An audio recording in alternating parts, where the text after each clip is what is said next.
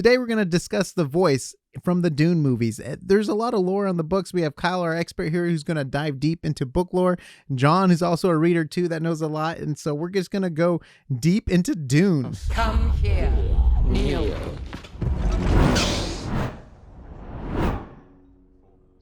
Hey everyone, welcome back to AsArt with Nick, John, and Kyle. This is fun one. We're kind of digging into a little bit more detailed territory. If you had not read the books, I don't think we're going to get into spoiler territory here. You get these things in the movies, but just in case, just know there might be some things that are kind of in between the lines of what you might get on the screen itself. So the voice is a cool kind of feature, almost like a Jedi mind trick type thing that Nick talked about in another episode we did. And Kyle, having read the books multiple times and going into other books beyond the main Dune book, is going to be able to tell us a little bit more about this. So pretty fun stuff. The voice is one of the, arguably one of the many powers of the Bene Gesserit sisterhood, right? So it is, it's a kind of like what we've talked about before, like a Jedi mind trick, right? In that it can command people of lesser will to do what you say. Now, it's not like you can do huge, complex commands, but you can, as long as it's fairly simple, you'll be able to take control of their will, right? Now let me ask. So based in the movie, I can't remember if that scene where they're sitting down and she says, "All right, if you want me to pass this, use the voice." Is it only for weak-minded people in the book, or is it just a universal control thing, or you're just more resistant to it the more? So there is like a sort of gray area with that. So with the Kwisatz Haderach, right? He is able technically to resist the voice. Right. So just Paul or whoever ends up being that or should be. Right. That, yeah. Right. Okay. Now, because that's the thing with Lady Jessica, when she's training him, he almost had it right. So it was like the implication that if he just got the right pitch, she would be compelled to give him the water. Right. So yeah, that's a fair point. Now, is that because she's assuming he could be that figure, or is she just trying to train him? And in the movie, they kind of gloss over both who can be both. Okay. Yeah, that ties into the deeper plot. Is that because remember, Lady Jessica disobeyed the Bene Gesserit sisterhood because she was mandated to give birth to a daughter. Because that's another power. We won't get too much into that, but the Bene Gesserit can alter what sex of the baby they give birth to, but via their biology, which is insane. But yeah, so Paul, she gave birth to a son, which to the Bene Gesserit is, she's trying to give birth to the Kwisatz Haderach right now, which technically is a generation early. But the thing is that Paul, he is not supposed to be trained in the voice, because only women of the sisterhood can, right? But because Jessica believes she's given birth to the ultimate human being, right? That she's supposed to train him in these ways. So that's why he's being typical trained. Typical mom. My kid's the best. He's special. I'm going to put the bumper sticker on my spaceship, It's totally displayed in the movie too, when after the test and stuff, how they're almost frustrated that he has the powers. You know what I mean? Like you could just tell there's like anger and kind of scoffing at her. Not scoffing, but you could tell that they're upset to some extent that a man knows how to use the...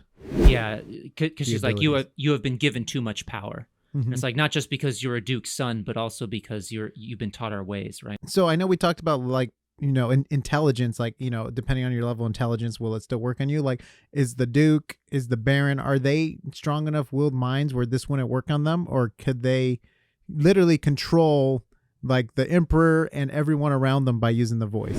So that's the thing. In the books, they actually talk about this a little bit. They don't do it in the movie. So Lady Jessica was tempted multiple times to subtly use the voice, not like overtly, like you will do that, but subtly inflect it on the Duke to where it would be a suggestion as if he came up with the idea, but it would be she that's enacting, incept the idea, right? But the thing is, because now remember, Lady Jessica and the Duke actually fell in love with each other, and so Lady Jessica is like, I couldn't betray him like that, right? Because she loves him, and so she decided not to do that, and thus led to her husband's fate of dying, right? And there's a lot of other spots in the book too, especially when they get into the Fremen. Lady Jessica, she's like, she talking to herself. This is the inner voice stuff that you don't get in the movies. So if you guys haven't read the books and you just watch the new movie, if you watch the old movie, you'll definitely see this, but you get the inner dialogue of them voiced over, and it's in the book a lot. And we were really curious how they were going to handle that in this newer movie, or if they were going to do that at all. And they didn't end up doing it. But one thing she's always thinking to herself is like, I could control them if I wanted, but then I'm not going to be able to truly get their trust if I control them. I want them to naturally come to, there's something along those lines to where I want it to be natural, because that's going to last a lot longer if it's a genuine thing. And then obviously this is maybe why their religion is so strong across all the planets too, right?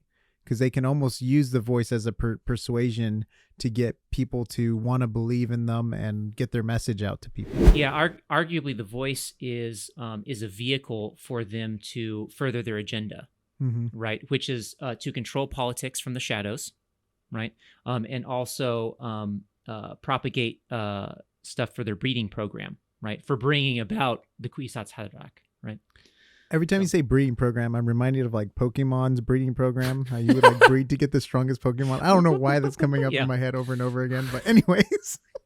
No, that now I can't unsee that myself, Nick. Thanks. Because you know what I mean? Because depending on the different levels, you want to breed the perfect Pokemon with stats. And this is what they're doing with humans. Yeah, it's all, for the Bene Gesserit, it's all about that stats game, all right? Yeah. It's all about the mind power, right? Because that's what it's focused on. It's like the power of the mind. It doesn't really matter about like muscles and stuff like that, right? Well, it matters. The body matters in that the commingling of mind and body. Right. Mm-hmm. So there's stuff in the book, like they talk about prana bindu, right, which is a form of like body control, right, with your mind, right, and it's almost like a form of yoga, right, and like meditation. So yeah, like there's a bunch of that, but you're right. Like, I mean, this is a future in which technology isn't the main driver of events. It's human. It's the human mind that has been able to be tooled in certain ways that projects us into this new like sci-fi reality. Right. That's awesome. Yeah. So guys, if you guys enjoyed this content, leave a comment down below for Kyle and John. Just bring in the info. And then also let us know if there's other topics you would like us to cover too in the future. We're all currently reading the books and stuff, and Kyle, he's read, I don't know how many times. I probably can't even count it on one hand how many times he's read the books. But guys, leave comments down below for other topics and ideas you would like us to cover, and subscribe to our channel. We already have a good amount of Dune content, and there's more to come. So you can find our podcast on Spotify and on Apple Podcasts. Check out AsArt for the audio and video links to the type of content we have. Check out Kyle's episode that has a lot of cool original illustrations by himself that are animated as well, with voiceover from the expert himself. Really good episodes. Thank you very much for watching, and we'll see you on the next AsArt. The Voice.